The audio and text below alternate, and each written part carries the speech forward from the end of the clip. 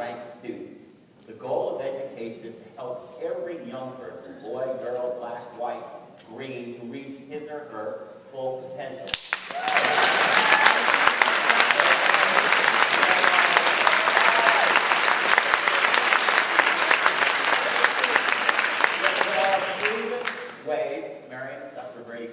Subjective to rate complex intellectual behaviors.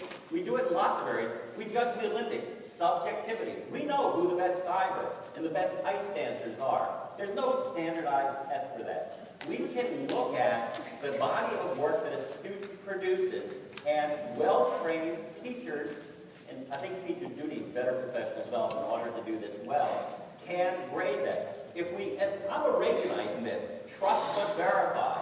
And that means we need some outside check and balance to make sure that our teachers are assessing student performances fairly and accurately. We have an ugly history in this state. I live in Robert E. Lee County of automatically judging some kids as not satisfactory. And we ought to make sure that all teachers are judging all kids to the same standard, and we can do it without these artificial dumbing down tests. Hear from Mr. Bishop. Yeah, look, testing has always been a part of education. It's going to continue to be. There can be a debate about whether FCAT is the right test, but you're going to have to test students because you have to know how they're doing. We all went through that. But really the key thing is we shouldn't be measuring our success versus Iowa or Michigan or North Dakota. We should be measuring our success against Shanghai, Hong Kong, China, South Korea, India. That is the world economy. It's going to be something that we have to face. In a few years, if not almost already, China is going to be the largest English-speaking nation in the world.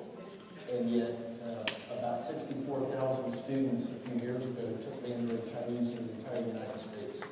English is the common language, but if we're not prepared to compete in a world economy, and understand that we're going to have to test students somehow, because that's the only way that you're going to get a grade, then we're going to have to find that solution. And there are better ways. We're not in favor of scrapping FCAT, but we're certainly in favor of improving. I have a question from the audience, and it concerns all of you, but I'm going to direct this one to Arlene in a minute, because Arlene's going to speak about children with special needs. And we all know that children with special needs are brought into our public school system. Our public schools are mandated, required, as well they should be, to include all children within our public school system. And the question is a good one, and it concerns financial literacy and being able to manage themselves in our society. And I'll give you an example. Have you ever gone to a Burger King or McDonald's and the computer breaks and you're waiting for change? And the young person on the other side is befuddled. You know, they have to give you change. It's maybe $1.25, or maybe it's $1.23. And the worst thing is if you give them 50 cents to help them make the change, then they're really confused. All right? Or do you have children who maybe have issues keeping their credit card accounts or knowing how to handle a checking account at a bank? These are issues of financial literacy I see. And I'm going to direct this to you, Arlene, because children with special disabilities these days need to be out and need to be able to be self-sufficient. Do you think, in your opinion, and being head of the organization that you are, that our public school education today in Florida is meeting the needs of our special populations? Well, the special population is very broad, very diverse, so I want to make that point first, because your question is, I don't want to say simplistic, that sounds judgmental, but there are people that cannot add, will never be able to add. So for people with some certain degree of severe, profound cognitive impairment, they're never going to be working and they're never going to be educable. So we have to remember that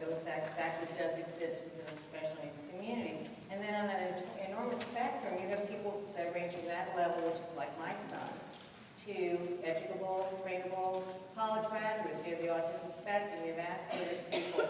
So you're talking more generically about if public education is teaching them basic skills, basic survival skills in the economy for those who are capable of getting some kind of employment, whether it's supported. Are they doing it, or is it sufficient I think today? that is probably okay, because we're looking for very minimal skills. We're not looking for, you're asking, fundamentally, can you add and subtract 50 cents, take away 25, or, something like that. I think the bigger problem in the state of Florida in special education currently, and has been a problem for years, is that we have a system called Medicaid waiver, which is for families that have financial issues.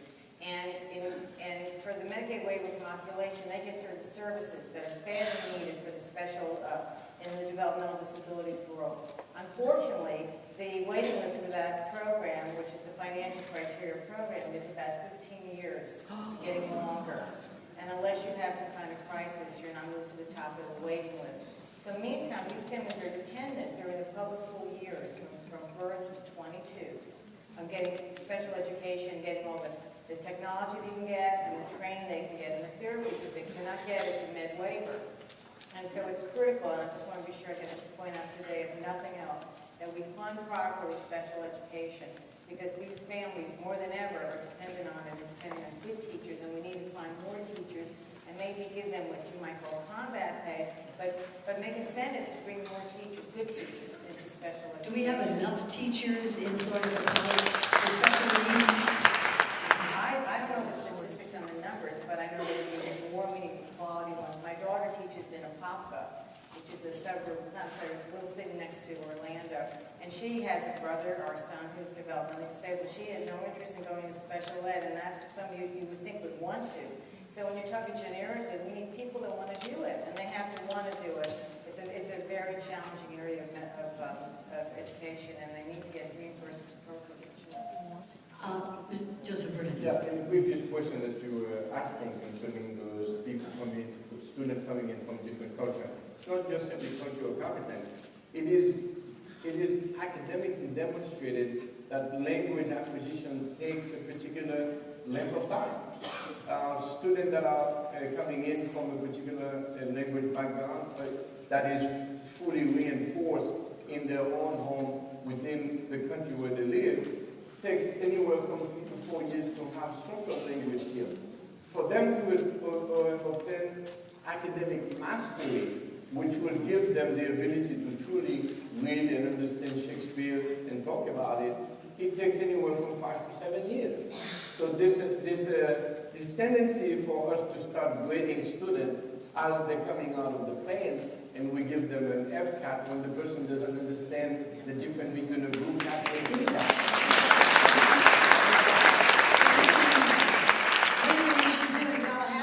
Is to modify the FCAT or call it standardized testing so that or do away with it. Should we do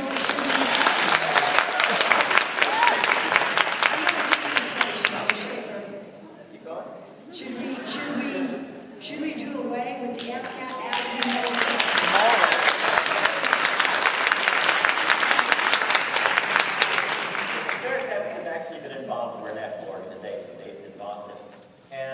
Work with a number of jurisdictions about new assessment programs. And our name is Fair Test, not No Test. We think that actually states ought to have some sort of assessment system as a check and balance, part of this trust and verify. But it ought not to be a high stakes assessment that is real serious for grade promotion, retention, school grades, teacher bonuses, private school vouchers, political walking up the ladder, and all the other purposes. A test, yeah, I agree with you, Barney. I'm actually weekly spelling tests are a useful tool. They help cement retention. But when you elevate tests, as politicians in this state and elsewhere, Republican and Democratic, have done to the be-all and end-all,